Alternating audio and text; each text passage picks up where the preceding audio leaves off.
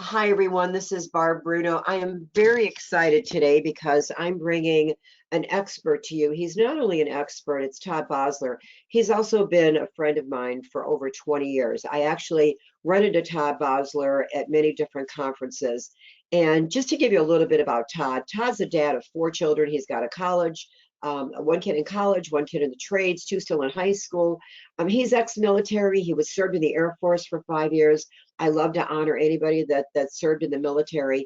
He has been with Top Echelon for over 25 years, and it's interesting. That's how I met Todd. But when I'm at conferences, I think all of you know I speak at roughly 25 to 30 conferences a year. Whenever Todd is there, I go to Todd sessions. And the reason I do is because Todd has a very hands-on, realistic, logical way of presenting any topic, and he makes training fun because training can sometimes be boring. I know that sounds odd coming from a trainer, but I go to a lot of training sessions and I'm bored to tears. Todd will give you information, but he's going to give you how you can take his information and actually use it. Now, I asked him to do the same program that he had done at NAPS. NAPS is the National Association of Personnel Services. I know I have some talent acquisition people on the phone, some in-house recruiters on this call. The information was written for the staffing and recruiting profession, but trust me, this information will help all of you. I don't care what your position is, whether you're an in-house recruiter, whether you're a recruiter for staffing and recruiting, or you're not even in recruiting. I think that AI is confusing everybody. And what Todd did was Todd came up with a program that was just the basics, and it's information again that you can use, have some fun with, but also it's going to make your life easier. So I'm not going to talk anymore. I'm so excited that Todd is here. So let me just turn the floor over. Todd, the program is yours. Well, good morning, everybody, depending on where you're at. It just turned noon for me here in beautiful, cold Canton, Ohio. So thanks, Barb. You're the best. And we appreciate what you do for our industry, really, helping recruiters get better. So thanks. And folks, thanks for coming. Now, you're probably wondering, who is this guy? Some of you might know me, but look, I am a software guy. I'm not a sorcerer.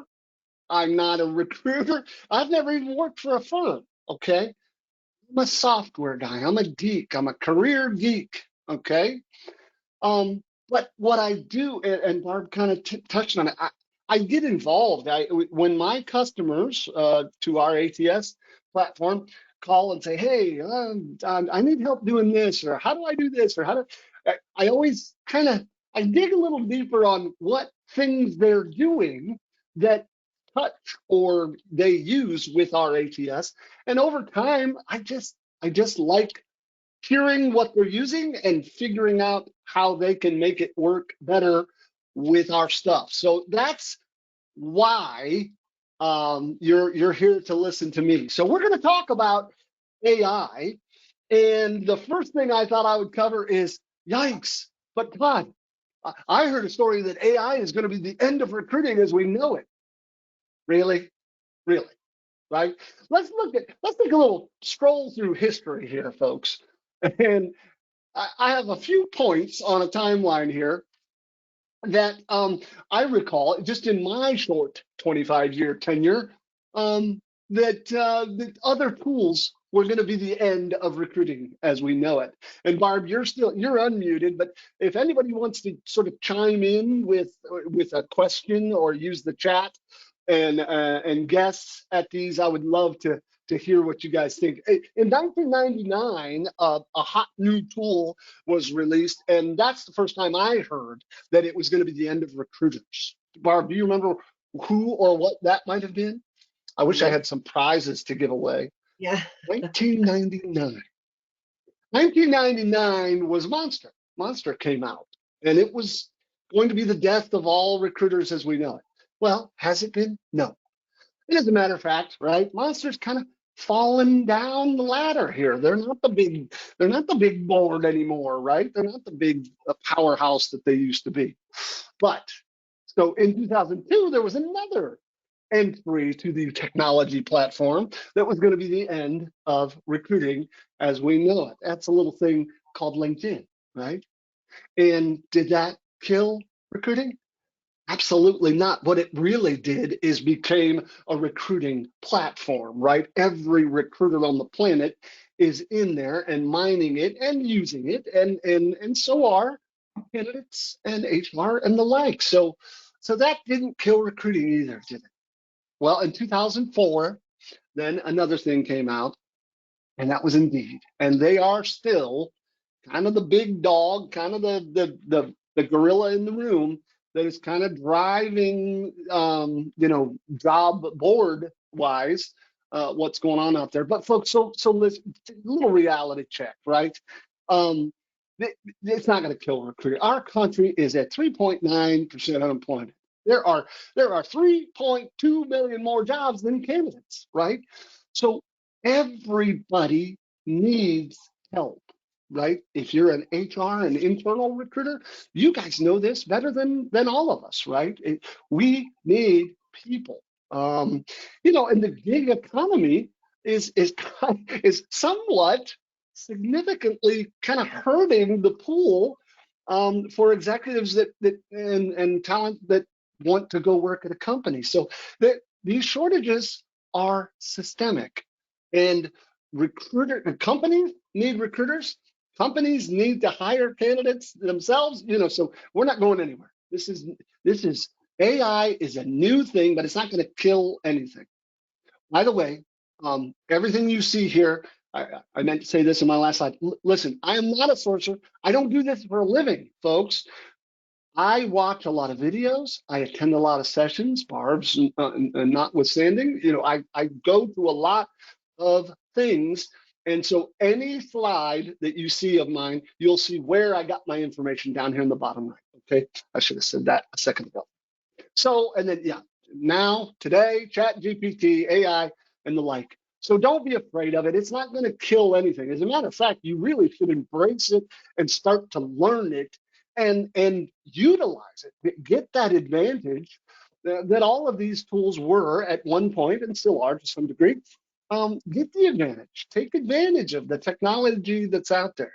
Don't be afraid of it. And so, where can you use it? So, I have attended several great hot dog trainers. Some of these guys, super smart guys like Shally Steckerl and Trisha Temkin and Jason. I can't ever pronounce his last name, but these folks are super geeks. Like, it's almost too much. Like, I can't understand everything that they're saying, and so I want to kind of give you the dip your toes side of it, right? Those trainers, and you'll see a lot of them. They kind of they're so technical that they think that you already know, right, the basics. You know what a chatbot is. You know what. Well, I got a lot of customers that don't, and so I want to just kind of ease you into it and help you not be afraid of it. Okay. Essentially, what can you use it for? Really think of it as a little tool, like a researcher, like a virtual assistant that you can throw little tasks at, and it can do for you. So these are things that you can do. And I watched Lunch with Haley Marketing, that they kind of went through a lot of these things, but the highlighted ones here, folks, are the 5 things that we're going to cover and just kind of ease into this crazy recruiting thing, AI recruiting thing. But I felt like these are the things that all of us do, at least sort of anybody who's working a full desk or trying to hire for their company. These are things that every recruiting person or talent acquisition person could take advantage of. Okay, but here's what I will say: you must not do. Right? This is experimental stuff. You hear about, I think they call them hallucinations, where AI makes stuff up. That's real. So everything you do with this thing, please, please, please do yourself a favor. Don't just blindly copy and paste it and throw it in an email and send it to your prospective client or candidate. Right? You got to read it. You got to check it. You got to recheck it, and just make sure that you're not lying or falsifying things. I've heard stories of news stories that has happened. So do yourself a favor. I don't want to get you in trouble. I am not a lawyer. I don't have, this is not law based here. This is use the technology, okay, and just check what you get from it. Okay. So, but Todd, but I'm not a geek. So how do I do the AI thing? Okay. So here's what I have played with. Um, there are more and more free engines coming out all the time, but here are the three that I've played with and still play with all the time. ChatGPT was the kind of the first one. I don't know if it was the first. It was the big one that kind of made the entry to the use it on your own stage. But of course, Google brought out their own. So bard.google.com is theirs. And a fairly new one that I learned about, I think from Dean DaCosta, his webinars, or his, not webinars, but a YouTube channel. I watched that a lot. And he mentioned this, and we just had Hannah Pryor talk, and she said she loves the Claude engine too. So these are three that are out there. They all, these three, all have a free version and a paid version.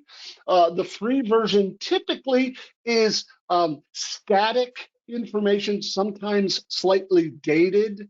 I believe ChatGPT just let everybody know that they are up to 2023 data. For a while there, their engine or the knowledge that it had in the free version was dated 2021 or something. But so those are little limitations that the free version has over the paid versions. They say that the paid versions are a little faster and you get priority server time. For what you and I are probably doing, the free version is just fine. Okay. All right. So how do I do this, Todd? What is it? Well, you just do a prompt. What? What's a prompt? Oh boy, this sounds hard. No, it's not. It's not. A prompt is just a question, right? You just ask the engine to do something. And then the reason they call it chat is you ask a question and it sort of says, what do you think? And what you do is you iterate on the question or task that you asked with additional implementations or questions or things that you wanted to do, okay? And I can't stress this enough, it's just use your words, right? Did you used to say that to your toddlers when they were little? Use your words. It really is. You don't have to be technical or geeky about it, which is why it's so nice. Just talk to it like it's a human or like it's a researcher in your office, okay? So you don't have to be an uber geek.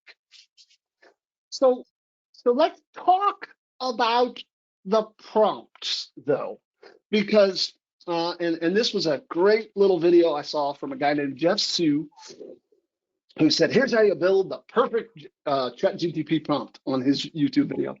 But it makes so much sense, and it just helps helps you and I understand how to get these geek programs to answer you in the best way possible.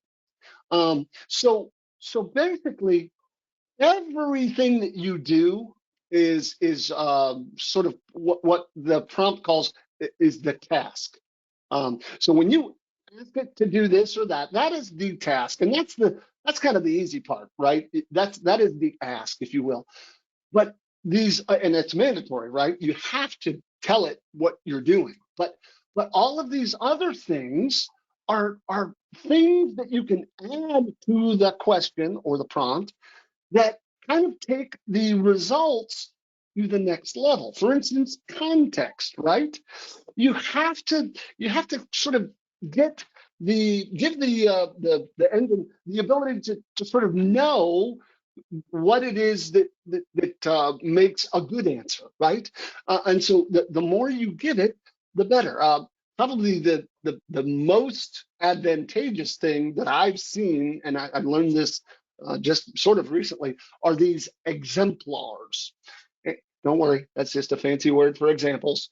But think in terms of if you have a specific example of something that you're asking it, like For instance, this is the star interviewing method is an Amazon thing, and it helps people going into an interview sort of use a mnemonic device to help them answer the question completely. And so if you tell the search engine or the AI engine to utilize an example, and I'll show you a couple of more of those in the session here. Um, Persona, this is super important. It helps the AI sound like you. And you can go really deep on this. You can say, I'm a recruiter in this space, or I am a hiring manager for this company. And the more information you give it about yourself, your processes, and the company, the better it can sort of sound like you. Okay. You can offer it, you can command it to give you things in a specific format, whether it be emails or a text message or a bullet points, adding the paragraph, this kind of thing. And then last but not least, the tone. You do not want people to kind of think, wow, I just talked to Todd on the phone yesterday, and this email certainly does not sound like the guy I talked to. That's not good for anybody. So you can tone these responses to help you sort of sound like what you want. Okay. All right. So let's just jump right into it, folks. And I just want to make sure I've got all my examples. Yes. Okay. So there are things that I think every recruiter needs and could utilize. And I think researching and prospecting is a huge part of what this thing can do for you. I think it's what it does best, is just look up things for you. So the first item up there I've got is probably, I think, the way most people start in Chat GPT. They don't realize all of those other things and how that can sort of help your prompt. So this is kind of the bare bones minimum. And so let's go look at what Chat GPT would offer if I asked that question of it. So if I go to my other screen share here, and you can see I went out to chat.openai.com and I typed in list the top 5 manufacturing companies in Ohio, PA, and Indiana and Michigan, and it spit out this in a pretty nice format, right? It just said Procter and Gamble. It's for Ohio, the top 5, right? And it's interesting to see how it sort of it came to the numbers that it did. So it gave me 5 for each state. That's just what it did. I didn't ask for that. That's what it did, right? And so I am from Ohio, and matter of fact, Timken Company is right here in Canton, Ohio. So just on the surface, it looks good, right? And so that is probably the most basic use of it. And so, right, so spin that to your help or need. But what if you're an internal recruiter and your hiring manager says to you, hey, Todd, listen, we would love to find some people out of Honda. Those guys and gals are great. And so find us people from Honda, right? Well, you could use AI to say, okay, give me companies that are like or competitors to Honda, right? And so all of these are just research thoughts. So if there's anything that you're asked from people around you, whether it's your clients or your internal staff, why not just ask ChatGPT to do that research for you, because it does it instantly and it's based on the entire body of the internet. So it's very powerful for that. But let's then sort of go to the next level, because if I give it a little more, so if I took this as an example of one of my customers.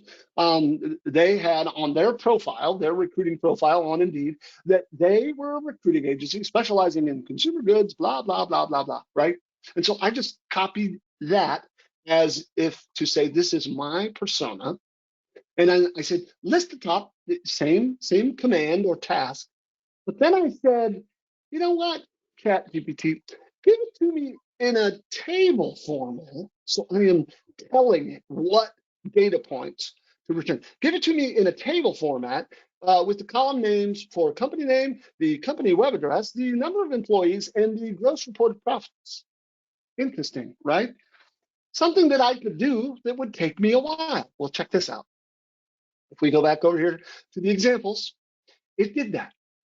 So I pasted that exact thing in, and it, of course, they do always say, well, I'm not, this is the most real-time information. You know, it's almost like always giving you a little bit of an out for why this might not be perfect, but here you go, right? And so it spit out a nice table with the information that I asked. Incidentally, it, being an ATS guy, a computer geek guy, right? What could I do with this? I could take this and import it into my ATS and start making calls to these prospective clients and trying to see if they have any job orders that they need help with, and so on and so forth, right? So you can do some pretty cool things. So for instance, I kind of took that to the next level right here. And notice I was really trying to use the words that I normally use, right? So I said, okay, cool. That's what I would say to a computer, right? Okay, cool. How about you compile me a list of director level employees for these companies?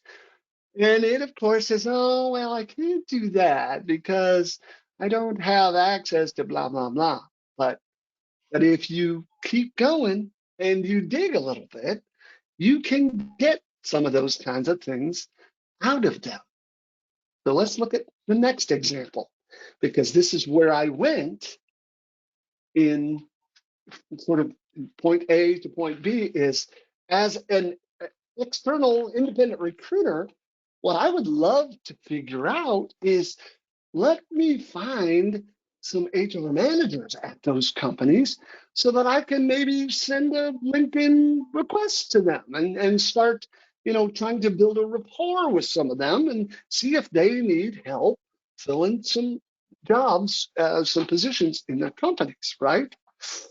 So I built this prompt. Hey, you are a world-class engineer, excuse me, recruiter in this light, blah, blah, blah.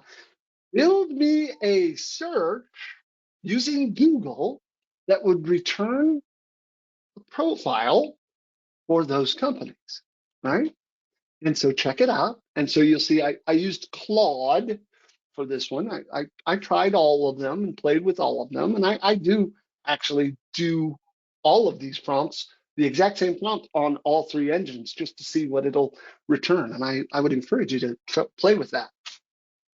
So Claude kind of prides itself on being one of the quote unquote safest engines. They always try to sort of keep you in the bounds of not asking things that could potentially, be crossing privacy lines and things like that. And so I said, well, unfortunately, I can't do directly search LinkedIn, blah, blah, blah. But it tries to coach me on, why don't you go try to do it in LinkedIn? And I respectfully said, yeah, that's nice, but go ahead and build me using Google's search command for site and build me the Boolean string. And sure enough, it did.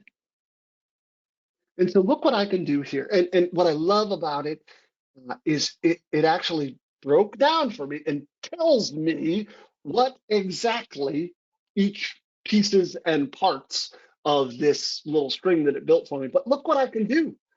Go right up here, and I can just copy that code. And then I'm going to open up a new tab in my browser, And I'm just going to paste that search string right into a Google search, and it returns 7,500 LinkedIn profiles, public LinkedIn profiles, where I can start and try to figure out if I can get my foot in the door as a recruiter for these companies.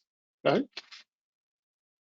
So it's so powerful, and it's just, you just have to help it understand what you're looking for. And so follow my thread here. So look what I did from there. Well, HR manager is one title, is one way that that HR folks call themselves. But I know, being a geek, I know that there are probably 10 titles of people that work with recruiters, right? So I asked it that.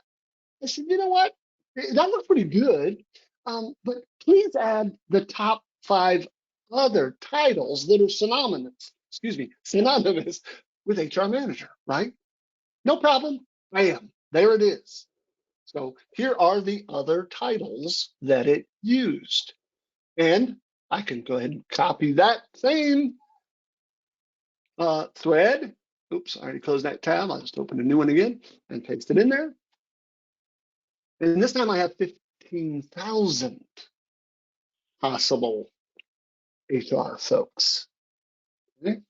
So it's so cool and so neat.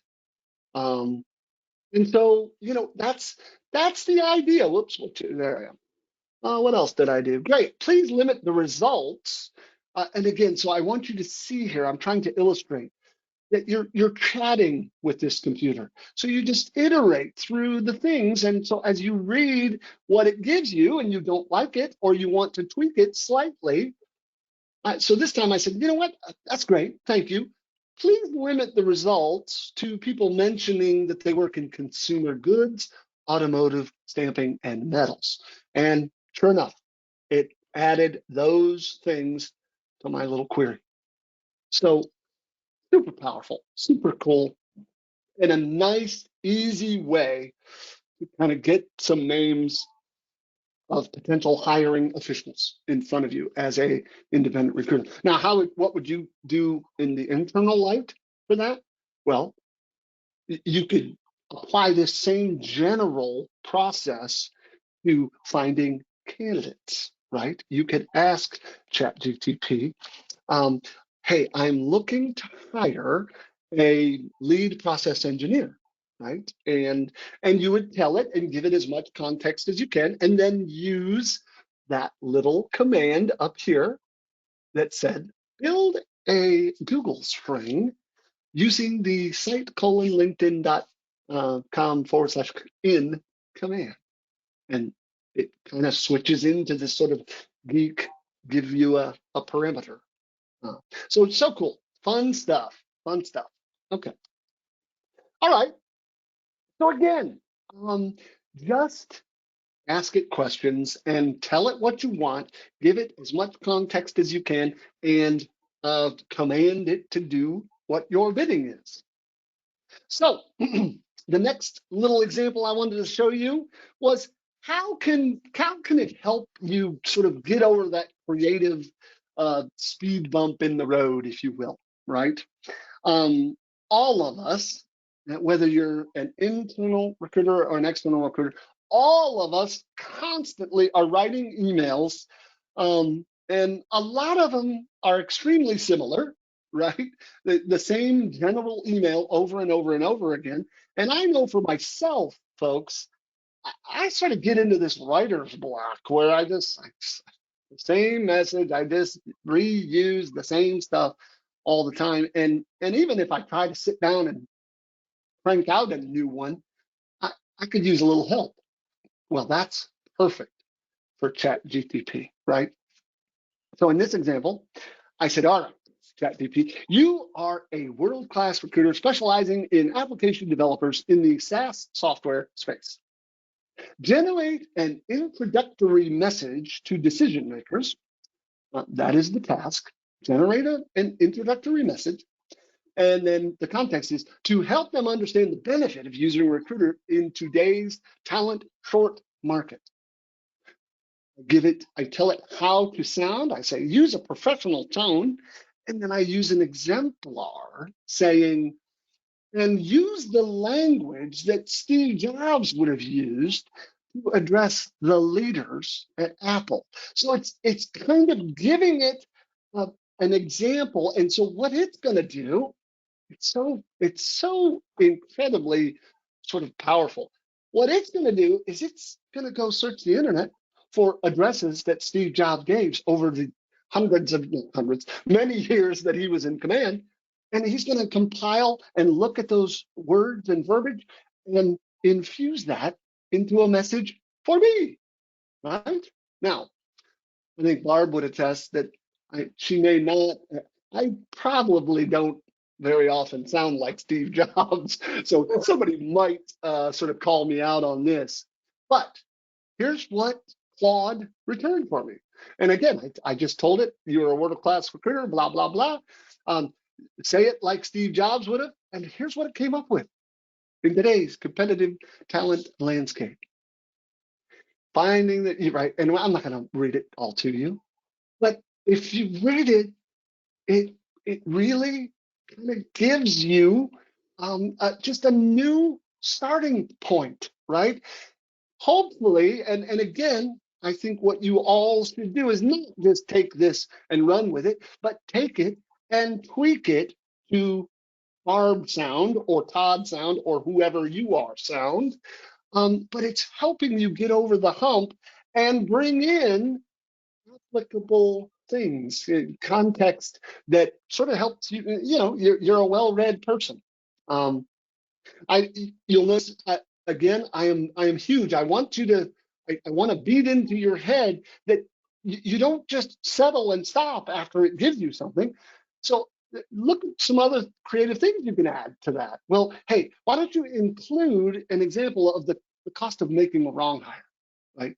As I talk to recruiters over the years, these are things that they hear and say, and so or better yet, include some thoughts on the cost of leaving a position vacant. And so I tried that. So it gave me this copy. I said, yeah, you know what? But let's include an example or an illustration about the cost of hiring the wrong people on the team.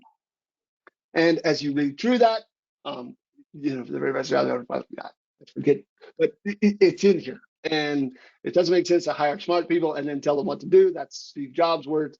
But so the idea is you know who you are and what things you need to portray to your prospective clients and or your prospective hires. ChatGPT can help you formulate and write copy. One of my favorite things to do, which I didn't include in here, is I'll just take an email that I wrote and I'll take it into ChatGPT and say, hey, proofread this so that I don't sound like an idiot. and I give it. I usually tell it to please make it in a professional but humorous tone, because people that know me know that I like to have fun. I'm not gonna be all straight laced and what have you. I want them to see who I am as well. Okay, so that's a way for you to use ChatGPT to help you get over that writer's block, that creative or not creative flavor that we all get stuck in the day-to-day monotony of writing emails. Okay? All right. Tip number 4. Oops. It's supposed to be tip number 4, not the second tip number 3. Sorry about that. Okay, but writing better job descriptions. I know that this will work for both HR internal and recruiters. Mostly because what recruiters normally get are what a lot of recruiters I see do is just copy and paste that thing they get from HR and put it in their job and hope for the best, right? That's not to say that all HR writes horrible job orders, but this is a real example of, of a job order that one of my customers that was using our ATS said, Todd, this is the job order that I got from my client. And I said, please tell me you did not publish this because nobody wants this job, right? So I helped him use this to write a better job description. So we took this, so I copied the job description itself, and I said, okay, hey, AI, modify this existing job description in a professional and enthusiastic tone, breathe some life into it. Please incorporate, so this is a format thing, please incorporate a position summary, primary responsibilities, and preferred qualification headings into the new description. And here is the job description. So let's see what ChatGPT did with that. I used Bard. Sorry, I used Bard for this one. No, I didn't. Uh-oh. That is not the right example. Well, I'll have to dig that one up. Let me see if it's over here. Job description. No, there it is. Sorry. Here we go. So that's what I pasted in, gave it everything that I wanted, sort of boring, bland job description right from my client. But here's what it came up with. Okay. Position summary, right? That's right up there what I asked for. Please make a section or a heading. And so it even said, position summary. Are you passionate about blah, blah, blah in a fast-paced environment, right? So it just breathed some life into it. It brought bullet points in for me. I didn't tell it to use bullet points. It used them. That's because it knows and sees and has in its memory bank thousands, if not tens of hundreds of thousands of job descriptions and job write-ups. And that's why it's doing that, because that's commonly done, okay? And then preferred qualifications down there, right? And so now I have something to work with. Of course, you need to make sure that the skills and things that it came up with fit your client's write-up and fit into the write-up for your person or job, but it's extremely easy and powerful to do. So that's another example of what you can have this thing do for you.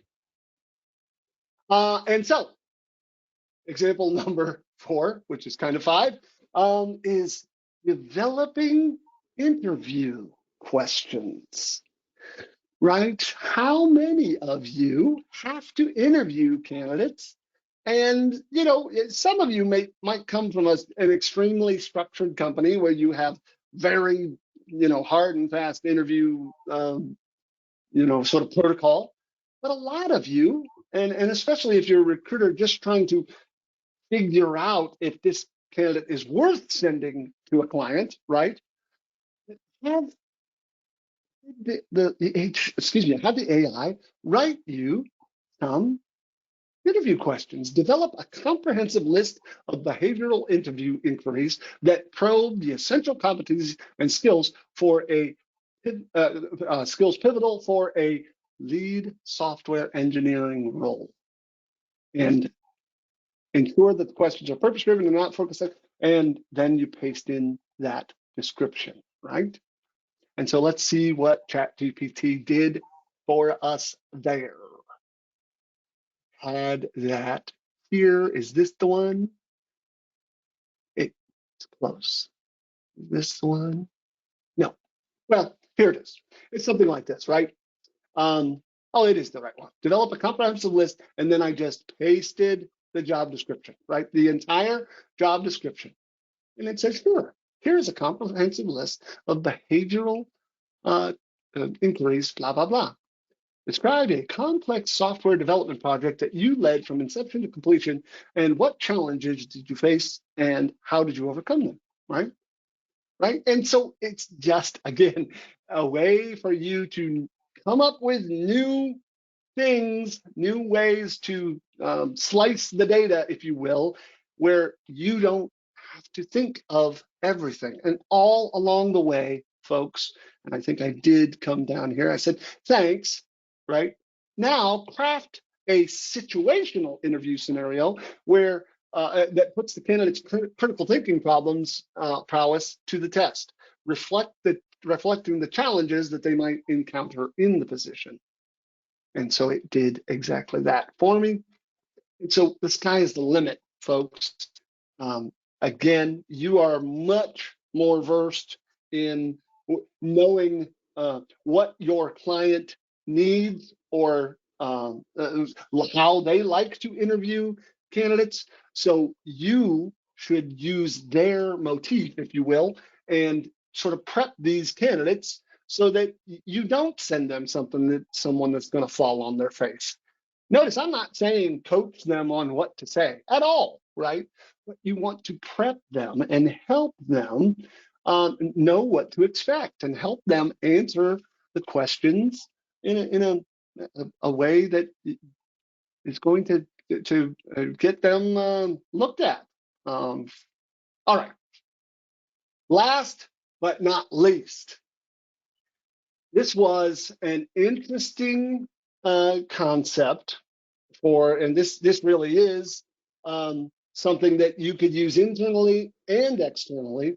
But the thought of it is it takes advantage of ChatGPT's prowess or skill of summarizing documents and comparing documents. This is one that the More Essentials folks, Jason Thibodeau and the other gal who I said earlier, now I forget, who are great technical trainers, and they are sourcers.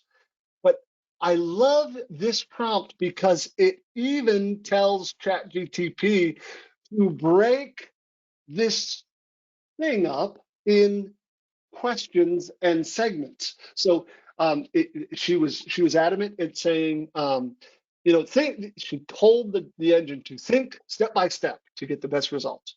She admonished everyone that if you tell it to think a certain way, it will do it. It's so interesting to play with these engines like that, and I do encourage you to play with them. So check it out. It says, first, ask the user to input notes from an interview and the resume of the candidate, right? So you interview a candidate. Let's say you are internal and you're prepping a candidate to send over to the hiring manager, right? You find a guy off of the Indeed or whatever, and he or she applies for the job. But you call them and you interview them, maybe with some of those interview questions you just had, and you actually can have ChatGPT summarize an interview if you do it on a call, and you can have your call transcript put down, and you can have ChatGPT analyze the call. But you're basically taking the context of what you said and learned from the candidate and the contents of the resume. And then it says, when you have received this, I would like you to write a compelling presentation, which I will share with my client. It must consist of 5 sections. The first section, and again, I'm giving it the format of the command, meet, in other words, meet this candidate. It would identify the candidate, their current title, salary expectations, if known, contact information as bullets. For the second section, title it summary and do a paragraph of a summary on the person. It should include some wow factor things and get the client's attention. The third section would be qualifications. So we're just telling it what pieces and parts to highlight and get them in a list in a document format. And it's interesting that they come down here and they actually name the chat, which is part of what you can do. And I'll show you the results of that. And where it's nice is it will actually name the chat for you so that you can go recall it when you need to. All of your chats will sort of be stored and saved for you, and you can go back to them and revisit them and recycle them. But I just thought it was interesting to command the chatbot to name it so that you can go look it up. See, that's next level stuff. These people are geeks. So check it out. It says, certainly, I am ready to assist you. So it says, please provide. So this is the prompt. Just give me the question. All right, please give me the notes from the interview and the candidate's resume. So I made up that I discussed the product engineer job with a guy named Todd Bossler, and I pasted in Todd Bossler's resume right there. Okay, there's that, and it says, great. Thank you for providing me that information. Let's proceed with the presentation. And so it built out a presentation, and it says, hello, meet the candidate. Here's what he wants to do. I didn't have salary information in my resume, so, and it wasn't in the interview. If it was, it would pop that in there for me. It gives a summary of the candidate. It gave qualifications for the candidate, trying to highlight the things that would be right for the position. And what I thought was interesting, it gives, they have the prompt giving you potential areas of concern.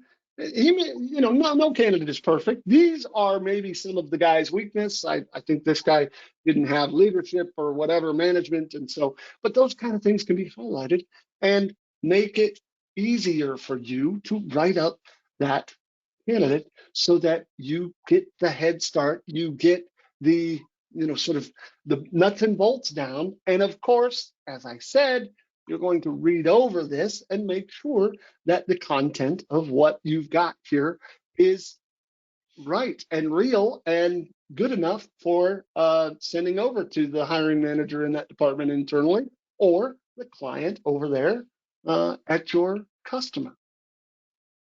So folks, that is the introduction to AI. I wanted to make sure that I showed you how to go use it. What makes up a prompt? Where do you go to do a prompt, right? Those are the couple of engines that I like, but there are literally hundreds of them out there now.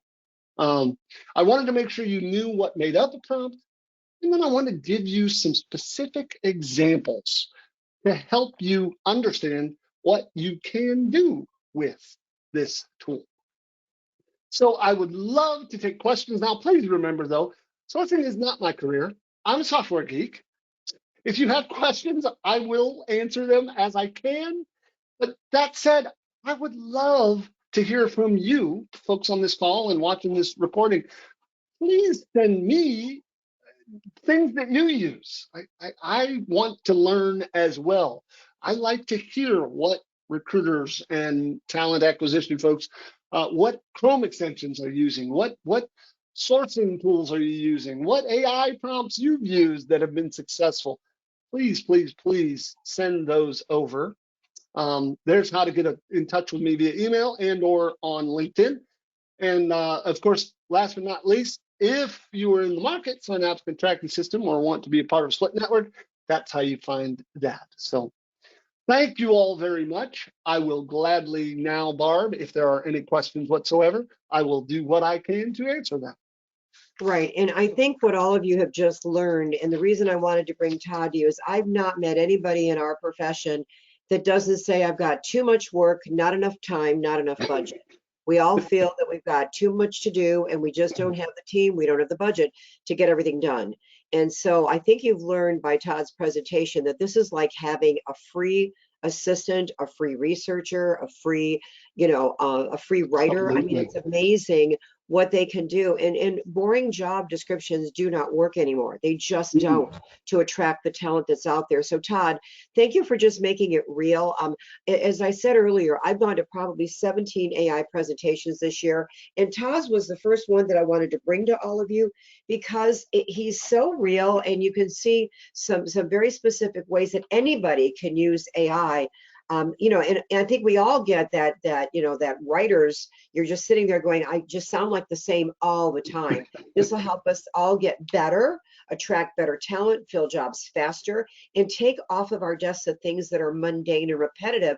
Who loves to write an email? I don't know anybody, who Right. loves to do that description of the candidate, the summary of the candidate. Can you imagine the time it would have taken you or I to get that done? And again, AI could do it in a matter of seconds. You just have to give it the prompts. And once you write prompts, you can take a prompt you write and just revise it. So the first You time it might got it. take a little bit longer, but then the second or third time you're writing a prompt, it doesn't take you that long. So Todd, thank you so much. And I want to let all of you know, this is the type of call that I do every week for our training clients. We do a webinar every Wednesday for our training clients. And I opened it to all of you. I didn't know I opened it to my training clients, obviously, but I opened it to the public. So if you like this caliber of training, please reach out to my organization if you'd be interested in getting this kind of training like once a week. And I'm going to give you an email address, support@staffingandrecruiting.com. If you've got any questions or you would love to get training like this once a week, please reach out to support@staffingandrecruiting.com to get some more details on that. Now, if you want to ask questions, when you called in, I gave you a telephone number, an access code, and a PIN number. If you put those in, go to the right column, that control panel, and you'll see your name. And if you've got a question, you can raise your hand. If you put the telephone number, PIN number, and access code in, click that hand above your name, and I can unmute your lines, and you can talk directly with Todd. I do see a hand up, so let me try to unmute the line here. Hold on a second here. We have a lot of people on this call, so let me get down to where I saw the hand raised. Hold on one second here. Okay, Valentina, I'm going to unmute your lines. Valentina, you're unmuted. What is your question? Hi, yes, thank you very much for everything. Very nice presentation indeed. My question would be, what is your standpoint in regarding ChatGPT in other languages? How can that be improved? Because I'm currently recruiting from Germany, and I've been stumbling over translations. I've been using ChatGPT for a while now for resumes, and I saw that there are other AIs out there that can do some corrections, but I'm not sure which will be the best strategy in this case when you use other language besides English. That is a great question, Valentina. I don't recall where I read it, but I do know that there are several engines, and honestly, I don't know if any of these three, it may have been Bard, that are actually available in several languages. So I would just ask it. Are you asking ChatGPT to convert an English resume into a German or vice versa? Is that what you're doing? Or just the ability to ask questions in I'm the language?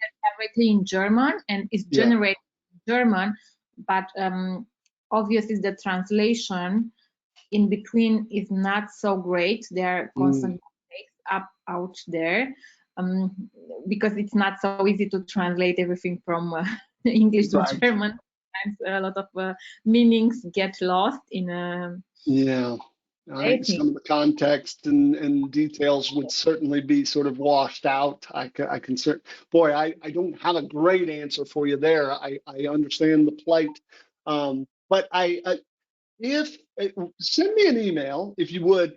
I will see if I can't dig up the. I remember reading it fairly recently. I might have been this week, so I will look through my my reading history of late and see if I can't find which of the engines kind of touted that they do well in several. I think it was like 30 languages or something. But great. I think German should be there also. Absolutely, I would think so. Yeah, yeah, I love it. We have an international audience, Todd. How about that? Okay, let's go to the that is questions amazing. now. We've Yeah. got questions. Okay, hold on one second here. Um, okay, a lot of these are just telling you how great the session was. Let's see. Can I ask you to conduct a sample search? Oh, someone was asking you to do a sample search. Unfortunately, because of time, we can't have Todd do a search for a specific type of job, everybody, but I think he's given you enough. He's given you enough to show you how to do it. Great job, Todd. Will this webinar be available to us? Yes, absolutely. Anybody that signed up for this webinar, you are going to get a copy of this recording. If I follow this great system approach, can I drop my LinkedIn recruiter account? That's a loaded question. Ooh, This is from that John. is loaded. Now, if he follows this, can he drop LinkedIn recruiter? I'll be honest with you. I am not right. I am not a LinkedIn salesperson. I am not anti-LinkedIn. I am quite for LinkedIn. But I have talked to so many recruiters that have explained to me that um, I'm a big fan of just getting the public profiles. And that's what you get with the free version.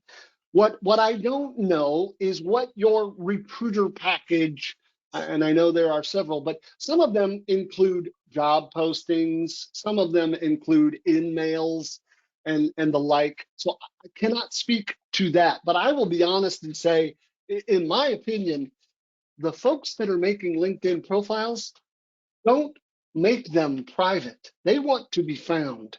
And those Google search, that little Google search example, absolutely will get every public profile. So I am not going to sit here and say, yeah, you should drop your recruiter platform. I don't know. I don't use recruiter platform. I had recruiter Lite for a time. I do know that the search engine inside of LinkedIn is a lot nicer and sexier when you have the recruiter Lite or the recruiter platform. But I'm a big fan of free, and I like to utilize the tools that can search the public profile. So I'm not going to tell you to quit your recruiter thing, especially if you got a grandfathered price or something. But I would certainly try, physically log out of LinkedIn and go see what maybe a free search could do for you. And if you're getting the same general stuff, you know what? If you want to save that $5,000, that's up to you. That's just my opinion. Right. And I think with any resource that any of you are using, this is the time of year at the end of every year, you've got to go through all your paid resources and how many people have you placed in jobs as a result of each resource. And then that's how you make your decisions. What resources are using, are working, which ones are not. And often a resource is not working because you don't know how to use it. Just like everybody hates their ATS. I'm sorry, Todd, I know you're in the ATS business, but anybody, yeah, no matter what conference I'm at, people hate their ATS, they hate their CRM, and it's not the ATS or the CRM, it's the user.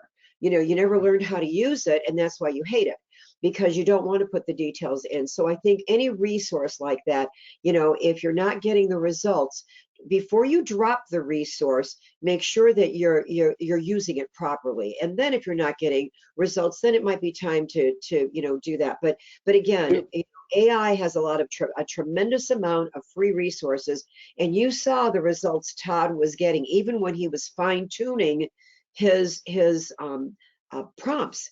He was still getting a tremendous amount of information. And Todd, you're right. Other than cybersecurity people want to be found. Mm-hmm. The only people that don't want to be found are cybersecurity people. I mean, they're who knows where they're at, but other than them, people want to be found. And so, Todd, I can't thank you enough. And we're getting such great responses. I'm glad all of you enjoyed this. And by the way, when I send you the recording, if you want to pass this recording on to anybody that you know that you think will help this, and so that this will help them, this uncomplicates AI. All the presentations I went to, AI was the presentations were always trying to frighten you of AI. And I think Todd has shown you to embrace it and use it because it's your own personal free assistant. And if you find yourself saying, I don't have enough time, I don't have enough budget, I don't have enough, manpower, this is like having a free assistant or a free couple assistants and a free research working for you once you learn how to do this. And so please go back to the recording, copy this, utilize these tools. And again, if any of you are interested in an ATS system, Top Echelon is phenomenal. You've got their website, you've got Todd's email there. And if you're interested in training, you like this webinar, we do webinars like this once a week for our training clients. And so if you enjoyed this, please reach out to us at support@staffingandrecruiting.com. Just put training in the subject line. Tell us what your challenges are, and we may be your solution, we may not be. But the call will be worth your time because we'll only talk about what's important to you. So Todd, again, fabulous job. Thanks for making it real. Thanks for making it fun. And I hope all of you are going to just use those resources. And by the way, don't wait till after the first of the year. You're not going to do it. Start playing with these things tonight when you get home. Just tonight, take one of them and just start playing with them, because there's no power in what Todd did. Sorry, Todd. And no power in the training that I do. The power lies within you. What do you do with the information that Todd just shared?